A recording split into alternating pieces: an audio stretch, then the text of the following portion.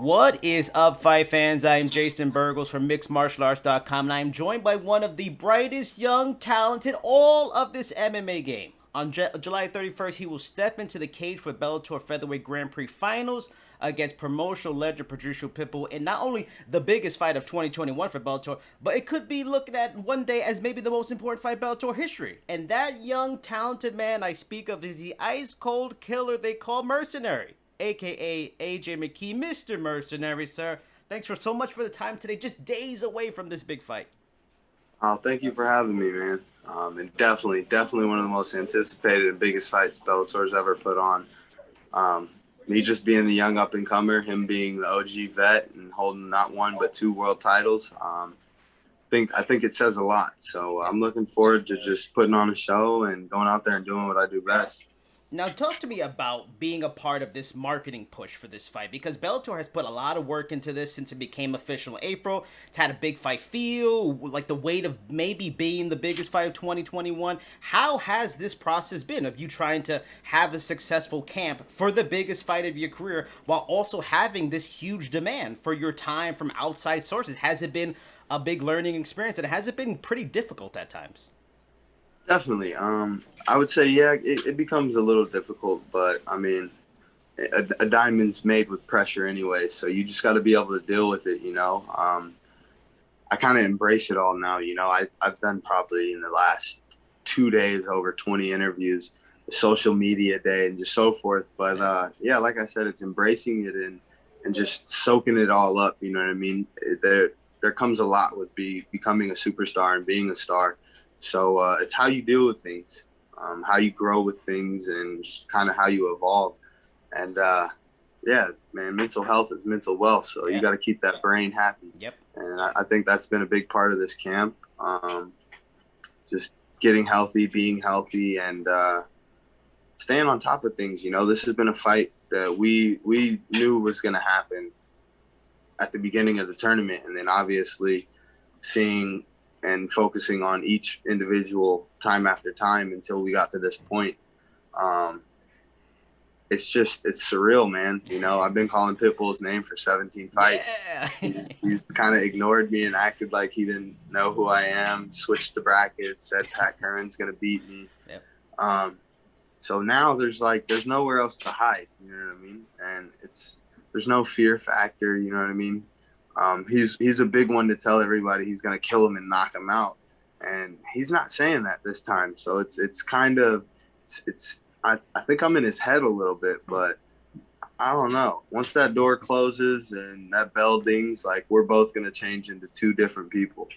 And I'm glad you brought up being a superstar, because talk to me about like the relationship with you, the promotion, and specifically Scott Coker. Does it feel more than ever like a partnership instead of like a kind of employee-employer kind of thing? If so, you know, do you feel like that weight of being a top dog in a promotion, that weight of the success of how this show does in ratings and ticket sales, especially, you know, going up against a UFC card, do you feel that new kind of weight at like that top dog spot?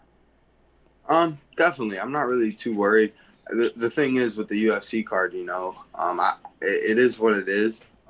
Obviously I think people are going to watch both, you know what I mean? Just because this is one of the most anticipated fights of the year.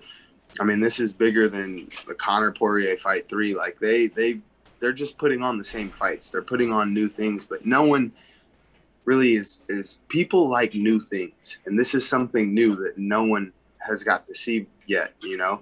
So me being undefeated, him being the champ, I think this is the bigger card. I think it's going to do better.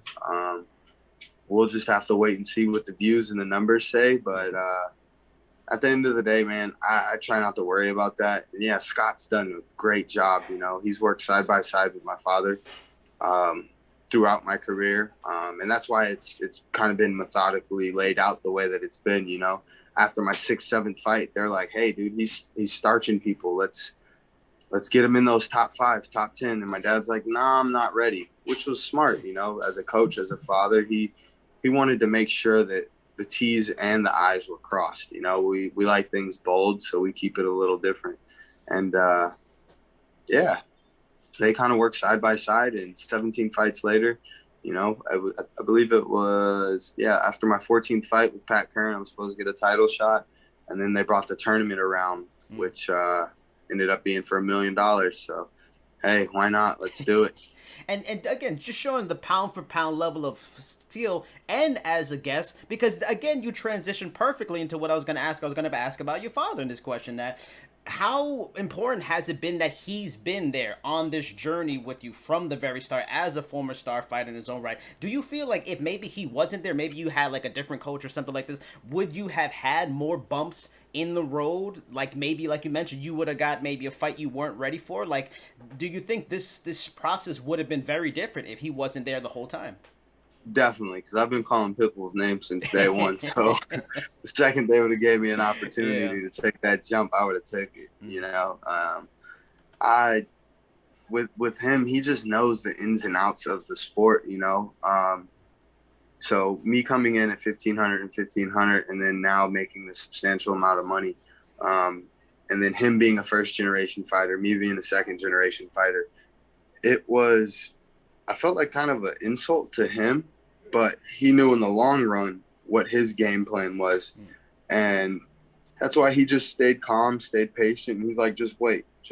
Like, your time's coming. And now that it's here, you know, I feel like now that's where he's nervous a little bit. And then I'm no longer nervous. You know what I mean? Like, I'm ready to go do what I do. And, so this has just been a long time coming. I'm sure it's surreal for him, just like it is for myself. But, man, this journey, dude, this is the beginning of the beginning, you know? And I can't wait to see what the next page in this book looks like. Now, you mentioned you feel like you might be renting some space in Patricio's head. You've had a couple times where you've squared up with him now since the fight became official. Like, what are you sensing that makes you feel, aside from maybe just lack of his maybe bravado? Like, when you are in front of him looking into his eyes, do you feel a respect? Do you feel maybe an underestimation? Do you feel a disrespect, maybe even a worry? What's the vibe from fighter to fighter when you're squaring up with him for these media related stuff? Well, when I look him in his eyes, I look past him. You know, I'm not looking at him. I'm looking past him. I'm looking into him. I want to see what he sees. You know, I just try to stare through him. When I this past stare down, obviously the first stare down, you know, he broke. This stare down, I noticed little things. I went and rewatched it a couple times. The hand fidgeting with the glasses. When I stare from his left eye to his right eye and then back into his left, I wanted to see which eye he was looking in so I could make that direct eye contact and really look him in his soul. It's just little things that I do like that, you know. I noticed when I went from his left eye to his right eye, and then when I went back to his left eye, he thought the stare down was over. No, I want to go back. I want to go back to exactly where I knew you were looking, but I wanted to confirm he was looking at this eye. So, you know, that just little things like that. Once again, he looked away. He broke. He lost the stare down. You know, I don't lose stare downs.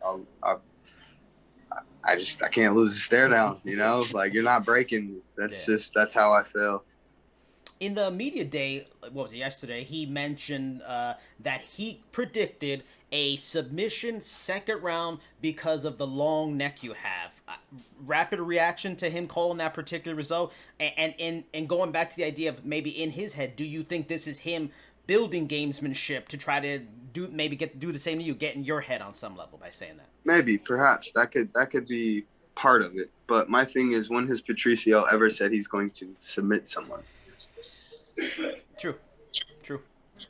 It's usually, I'm going to kill you. I'm going to knock you out. Yeah. So once again, I feel like I'm in his head. He doesn't know what to expect.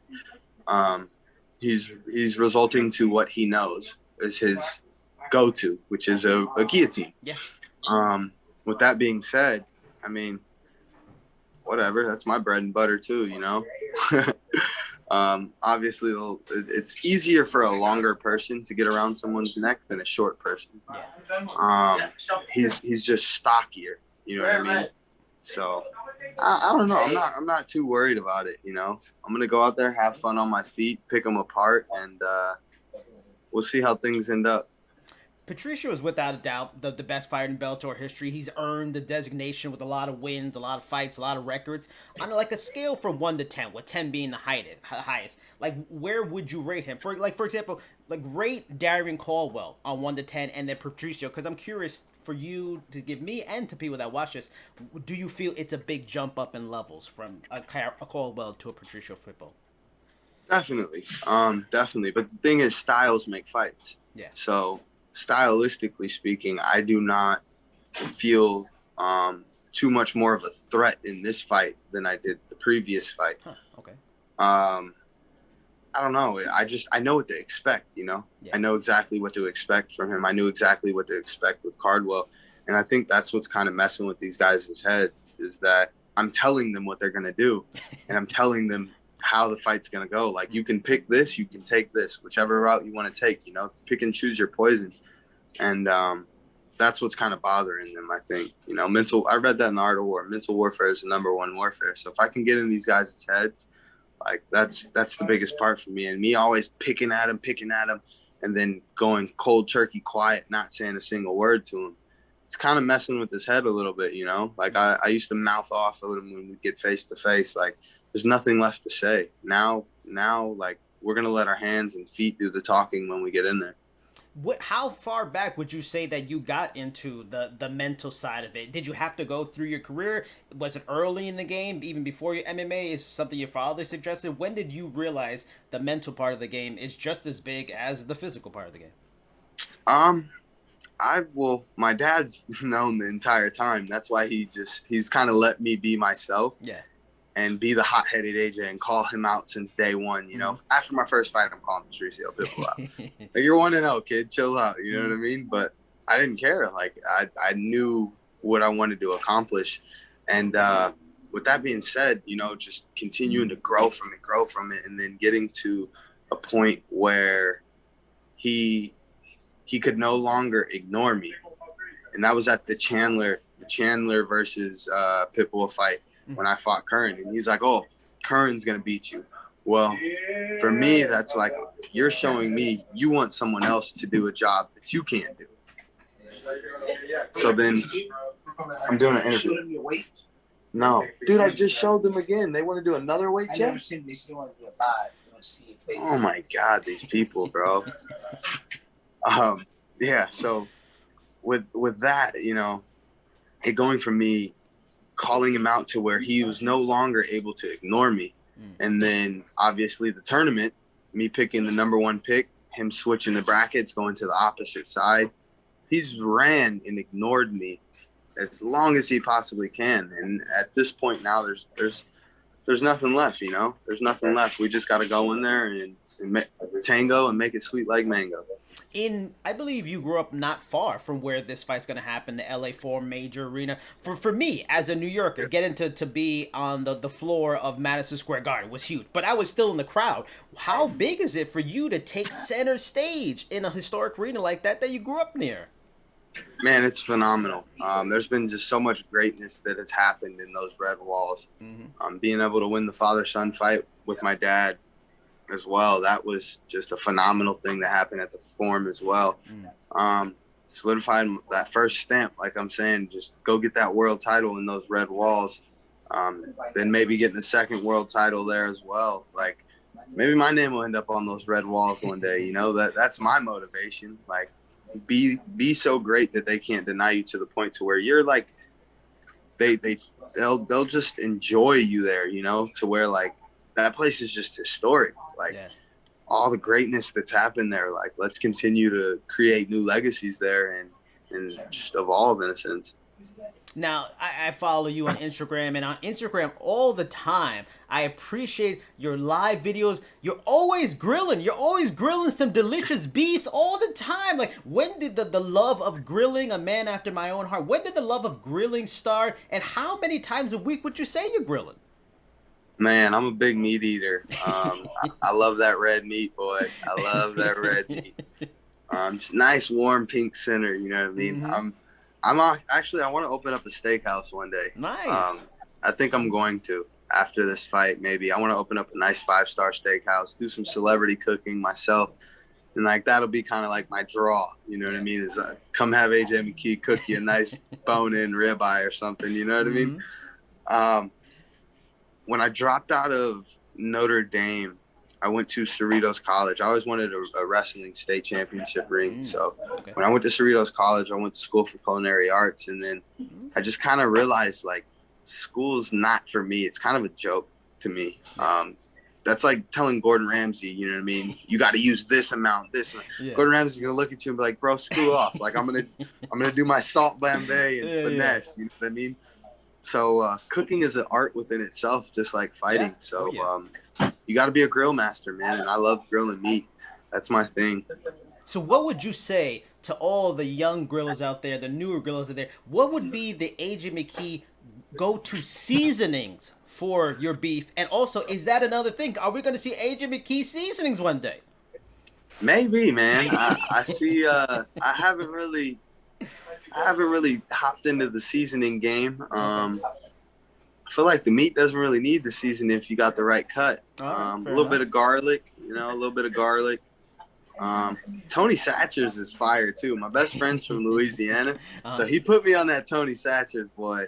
And that stuff is just fire. I like to put a little bit of red wine on the meat, let it marinate that way as well.